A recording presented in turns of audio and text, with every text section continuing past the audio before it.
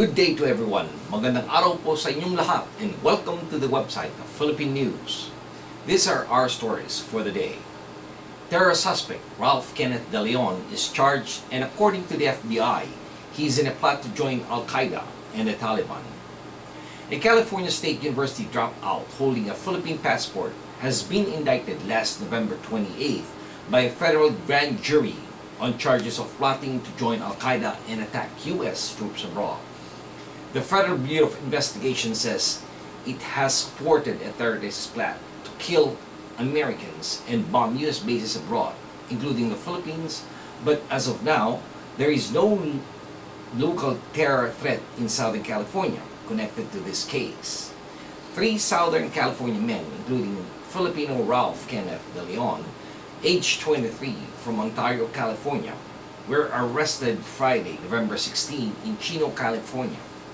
The other suspects were described as Mexican-born Miguel Alejandro Santana Vidriales, age 21, of Upland, and Vietnamese-American Arifin David Gojali, age 21, of Riverside. The indictment was filed in the U.S. District Court in Riverside, California. The FBI Joint Terrorist Attack Force arrested the 3 suspects while they were in their vehicle at an apartment complex, aborting their plan to depart to Istanbul and on the way to Afghanistan, where they reportedly would have to join the Al-Qaeda and the Taliban to be trained as terrorists. De Leon and Santana had unknowingly told an FBI informant of their plan to travel to Afghanistan to engage in violent jihad, targeting overseas American military personnel and bases, according to prosecutors. The informant himself bought the plane ticket in Mexico for the trio's November 18 flight to Istanbul. The 4th suspect, 34-year-old Sohiel Omar Kabir, formerly from Pomona, California, who is said to be the ringleader, was arrested in Afghanistan the following day. The Philippines to host a 4-way maritime talks. The Philippines is to hold a 4-way talk this December with fellow Southeast Asian nations with rival claims to South China Sea territories. Foreign Secretary Alberto Del Rosario said last week the deputy foreign ministers of Brunei, Malaysia, the Philippines, and Vietnam are to meet in Manila on December 12 as part of the Philippine efforts at pushing for a multilateral solution to their disputes. The talks exclude China, which claims most of the sea, including waters close to the shores of its neighbors, and has insisted its own disputes be solved bilaterally between Beijing and individual claimants. Taiwan, like China, claims most of the sea, which includes some of the world's most important shipping lanes, and is believed to be rich in fossil fuels. Tensions have increased steadily over the past 2 years, with Philippines and Vietnam accusing China of increasingly aggressive diplomatic tactics to stake its claims.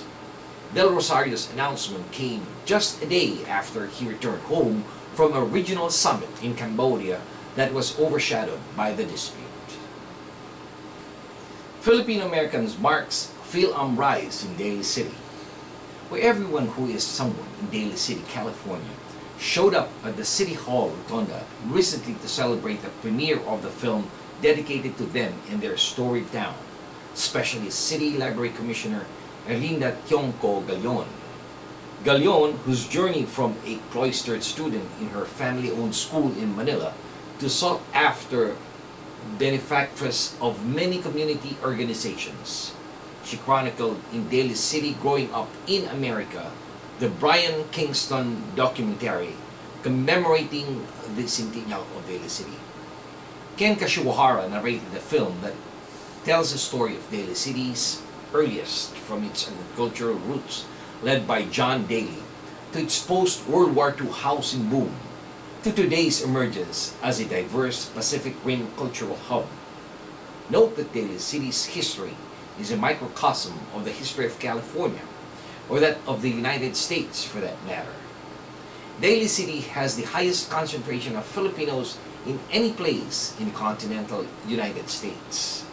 And that statistics is replicated in the pockets of Hawaii, New Jersey, New York, Illinois, Texas, Nevada, and the state of Washington.